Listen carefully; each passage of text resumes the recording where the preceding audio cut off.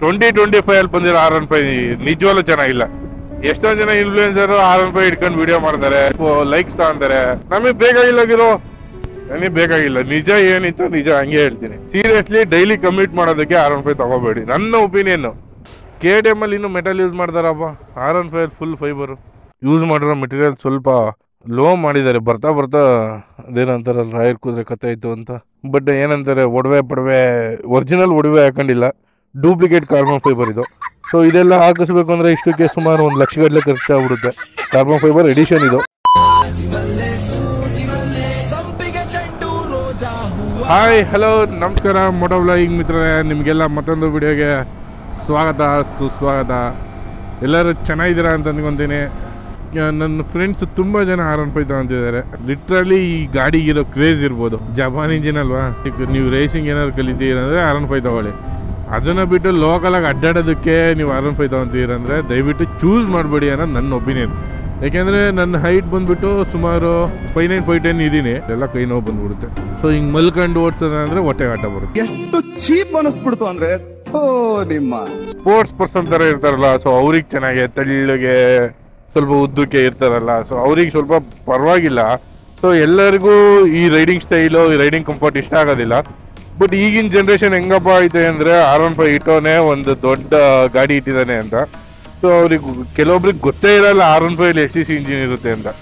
So R15 mainly ಬಂದ್ಬಿಟ್ಟು 155 cc engine ಇರುತ್ತೆ, liquid cooled. Power ಮತ್ತು ಟಾರ್ಕ್ ಬಂದ್ಬಿಟ್ಟು same to same 18 bhp power, 18 Nm torque, almost ಅಲ್ಲಿ same. ಮತ್ತೆ ಟಾರ್ಕ್ ಬಂದ್ಬಿಟ್ಟು 7,500 ನಿಮಗೆ ಇಂಚಿಯಲ್ಲ ತೆಕ್ಕೊಟ್ಬಿಡುತ್ತೆ 18 Nm.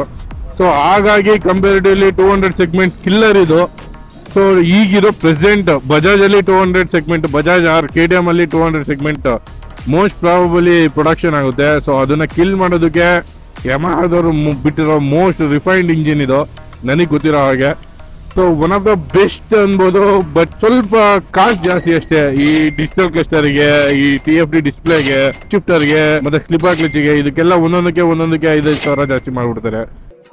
ನಿಮ್ಮ ಈ ರೈಡಿಂಗ್ ಪೊಸಿಷನ್ ಎಲ್ಲರಿಗೂ ಸೆಟ್ ಆಗಲ್ಲ. ಕೆಲವೊಬ್ಬರಿಗೆ ಸೆಟ್ ಆಗುತ್ತೆ, ಕೆಲವೊಬ್ಬರಿಗೆ ಹೆವಿ ಹಿಂಸೆ ಕೊಡುತ್ತೆ. ಮಾಸ್ಕ್ ಅಷ್ಟೇ ಅಷ್ಟೊಂದು ವೈಬ್ರೇಟ್ ಆಗ್ತಿರ್ಲಿಲ್ಲ. ಸ್ವಲ್ಪ 2025 ಅಲ್ಲಿ ಮೇ ಬಿ ಅಪ್ಡೇಟ್ ಅಲ್ಲಿ ಸ್ವಲ್ಪ ವೈಬ್ಲಿಂಗ್ ಜಾಸ್ತಿ ಇದೆ. ಐ ಮೀನ್ ಕ್ವಾಲಿಟಿ ವೈಸ್ ಸ್ವಲ್ಪ ಕಡಿಮೆ ಮಾಡಿದ್ದಾರೆ ಅಂತ ಅನ್ಸುತ್ತೆ ನನಗೇನು. ಏನಾದ್ರು ನಮ್ಮ ಚಾನಲ್ ಗೆ ಹೊಸದಾಗಿ ಬಂದಿದ್ರೆ ಸೊ ಸಬ್ಸ್ಕ್ರೈಬ್ ಮಾಡಿ. ಟಾಪ್ ಸ್ಪೀಡ್ ನೆಲ್ಲ ಈ ಸರಿ ಇವತ್ತು ಹೊಡಿಯಲ್ಲ. ಸೊ ಇವತ್ತು ಕೊಟ್ಟಿರೋ ಗಾಡಿ ತಗೊಂಡು ಒಂದು 2 to 3 days ಆಗಿರ್ಬೋದು ಅಷ್ಟೇ. ಫ್ರಂಟ್ ಮತ್ತೆ ಬ್ಯಾಕ್ ಎರಡು ಕೂಡ ಅಲಾಯ್ ವೀಲ್ ಸಿಗುತ್ತೆ. ಬ್ಯಾಕ್ ಬಂದ್ಬಿಟ್ಟು 140/70 ಸೆಕ್ಷನ್, 17 ಇಂಚ್ ರೇರ್ ಟೈರ್ ಇದ್ರೆ, ಫ್ರಂಟ್ ಅಲ್ಲಿ 100/80 ಸೆಕ್ಷನ್ 17 ಇಂಚ್ ಟೈರ್ ಸಿಗುತ್ತೆ ಫ್ರಂಟ್ ಅಲ್ಲಿ. ಇದ್ರ ಬ್ರೇಕ್ ಬಗ್ಗೆ ಹೇಳೋದಾದ್ರೆ ಫ್ರಂಟ್ ಮತ್ತು ಬ್ಯಾಕ್ ಎರಡು ಕೂಡ ಡ್ಯುಯಲ್ ಚಾನಲ್ ABS, ಎರಡು ಕೂಡ ಬೈಬ್ರೇಕ್ ಕಡೆಯಿಂದಾನೆ ಬರುತ್ತೆ.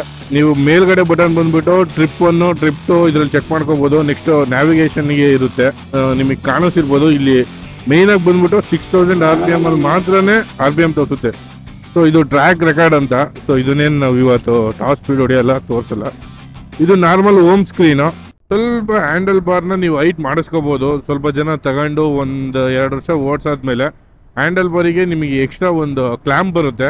ಸೊ ಅದನ್ನು ಆ್ಯಡ್ ಮಾಡಿದರೆ ನಿಮಗೆ 1 or 2 ಇಂಚ್, 2 ಇಂಚ್ ಮೇಲೆ ಬರುತ್ತೆ ಹ್ಯಾಂಡಲ್. ಬೆಟರ್ ಅಂತ ಅನಿಸುತ್ತೆ. ನಮ್ಮ ಬಾಡಿ ಫುಲ್ಲು ಫ್ರಂಟ್ ವೀಲಿಗೆ ಲೋಡ್ ಆಗ್ದಂಗೆ ಹಾಕಿರ್ತೀವಿ, ಅಂದರೆ ಸೀಟ್ ಕಂಫರ್ಟಬಲ್ ಇರಲ್ಲ. ಫಾರ್ ಎಕ್ಸಾಂಪಲ್ ಈಗ ನಾವು ADV ಬೈಕ್ಸ್ ಎಲ್ಲ ಓಡಿರ್ತೀವಲ್ಲ, ಆ ಥರ ಇರಲ್ಲ.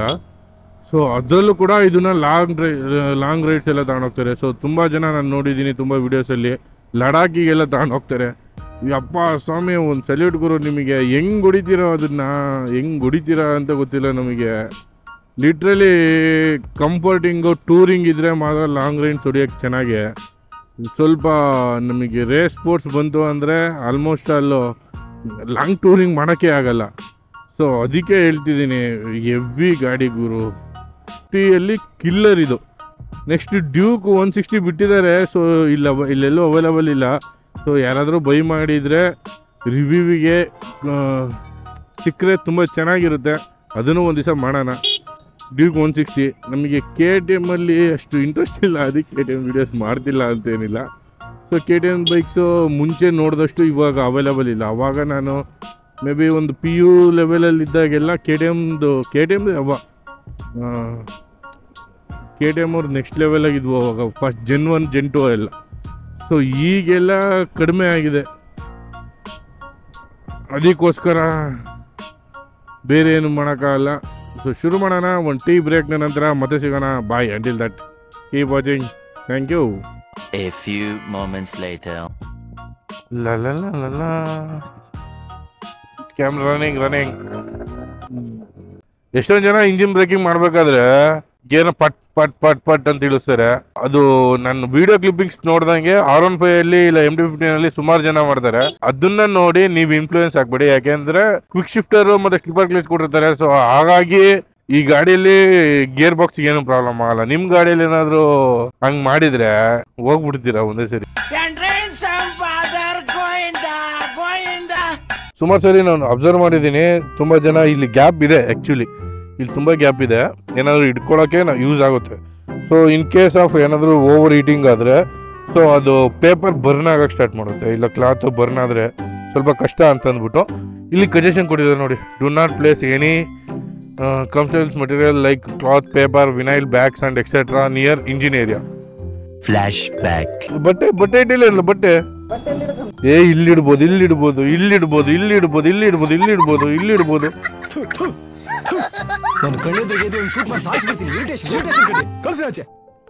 ಸಸ್ಪೆನ್ಷನ್ ಬಗ್ಗೆ ಮಾತಾಡೋದಾದ್ರೆ USD ಟೆಲಿಸ್ಕೋಪಿಕ್ ಸಸ್ಪೆನ್ಷನ್ ಮತ್ತೆ ಬ್ಯಾಗ್ ಅಲ್ಲಿ ನಿಮಗೆ ನಾರ್ಮಲ್ ಸಿಂಗಲ್ ಸಸ್ಪೆನ್ಷನ್ ಸಿಗುತ್ತೆ.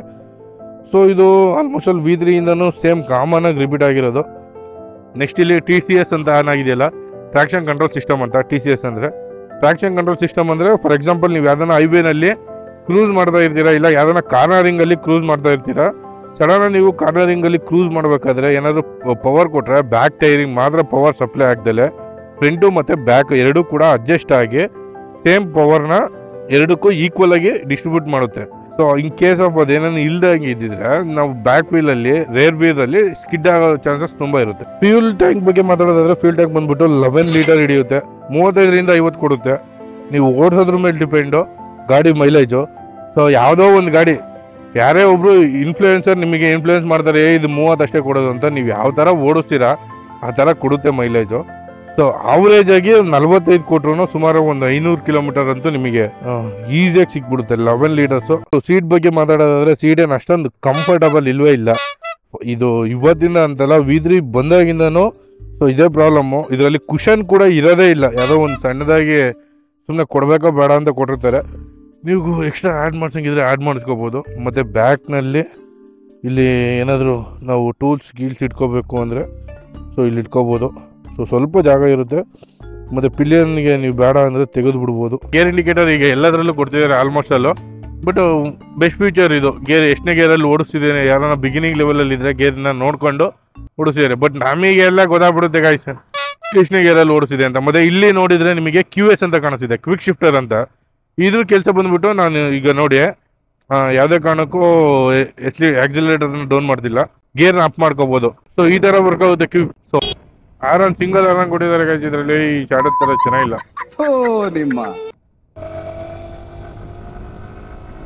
ಇದನ್ನ ಹೆಂಗೆ ಮಲಗ್ ಸೋಡಿದ್ರು ಗಾಯ್ಸ್ ನಿಮಗೆ ಕಂಟ್ರೋಲಿಗೆ ಸಿಕ್ಬಿಡುತ್ತೆ. ಯಾಕೆಂದ್ರೆ ಇದು ಕೇಳ್ತದ,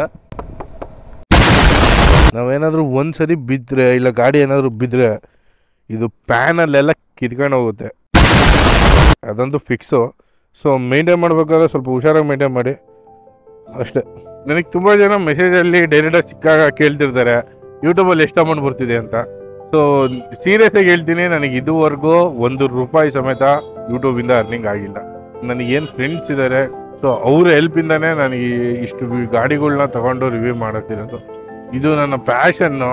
ನಾನು ಮಾಡಬೇಕು ಅಂತ ತುಂಬ ದಿನದಿಂದ ಇದ್ದೆ, ಮಾಡ್ತಿದ್ದೀನಿ ಅಷ್ಟೇ. ಲೈಕ್ಸು ವ್ಯೂಸಿಗೋಸ್ಕರ ಮಾಡಬೇಕು ಅನ್ನೋದಿಲ್ಲ. ಸೊ ಇದಾಗಿತ್ತು R15M ಸ್ಟೋರಿ.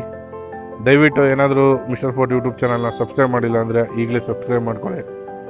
ಸುಮಂತ್ ಅಂತ. Thanks bro. ವಿಡಿಯೋ ಹಂಗೆ ಹೇಳ್ಬೇಕು ನಾವು.